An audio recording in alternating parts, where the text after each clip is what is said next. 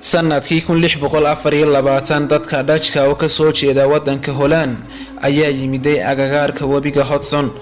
2 sano kadibna waxa ay sameeyeen magaalo loo yaqaano New Amsterdam kuna taala jasiiradda Manhattan.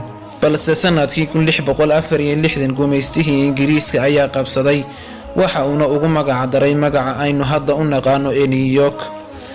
haddaba daawadayaal waxa aynu muuqaalkan ku qaadaa dhigaynaa taariikh kooban oo ku saabsan magaalada New York.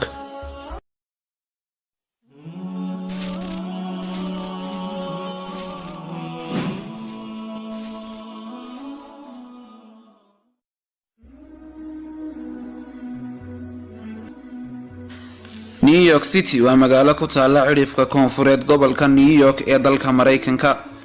waxa ayna ka kooban tahay 5 degmo oo ka tirsan gobolka New York. waxana ay ku fadhidaa badgaar iyo 784 kiiloomitir isku wareeg. New York waa magaalada ugu dadka badan gudaha dalka Mareykanka waxana ku nool dad ka badan 8 milyan. sidoo kale waxa la sheegaa in saacadiiba ay ku dhashaan 13 caruur ahi. in ka badan 800 oo luuqadood ayaa laga hadlaa magaaladan waxana ay noqotay magaalada ay ku nool yihiin dadka ugu badan ee ku hadla luuqadaha kala duwan caalamka. sidoo kale waa magaalada hogaamisa ganacsiga adduunka waxana lagu qiyaasaa wax soo saarkeeda 2 trilyan. haddii ay magaaladani noqon lahayd wadan madax bannaan waxa ay noqon lahayd wadanka 8aad ee ugu dhaqaalaha badan caalamka. sidoo kale waxa ay hoy u tahay bilyaneerada ugu badan adduunka.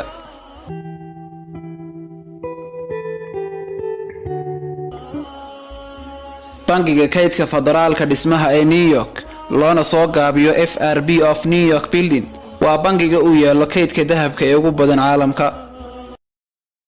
New York waxa ay 2 jeer noqotay caasimadda dalka Mareykanka.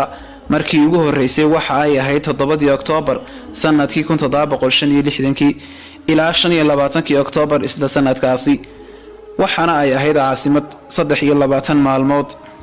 markii xigtay waa 11 January 1785 ilaa la gaarayay 6 bishii Oktoobar 1788 waana muddo dhan 3 sano 11 bilood iyo 5 maalmood. pizza waa mid ka mid ah cunnada ugu caansan qaaradda Ameerika balse ma ogtahay in maqaayadii ugu horeysay ee lagu iibiyo laga furay magaalada New York City sanadkii 1895. maktabadda dadweynaha ee New York waa maktabadda saddexaad ee ugu weyn caalamka waxana yaala buugaag gaadhaya 55 milyan.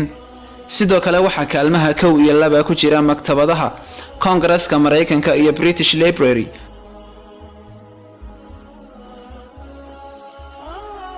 11 September waa maalin ay xusaan dadweynaha Mareykanku waana maalintii la qarxiyay daarihii loo yaqaanay mataanaha. New York waxa ay caan ku tahay tagaasida jaalaha kuwaas oo u kala goosha magaalada si ay rakaabka u guraan. waxa magaaladan ku taala taalada xorriyadda oo astaan u ah xornimada dalka Mareykanka. sanadkii 1886 ayaa waxa siiyay dalka Faransiiska si ay ugu dabaaldegaan saaxiibtinimadii ka dhaxaysay labadan dal xilligii uu jiray kacaankii Mareykanka. dhererkeedana waxa lagu qiyaasaa 9 mitir.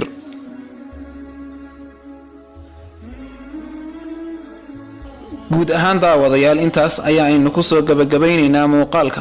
fadlan haddii ay tahay markii ugu horeysay ee aad soo booqato kanaalka subscribe saar gambaleelkana furo si aad u noqoto qofka ugu horeeya ee hela muuqaaladeena.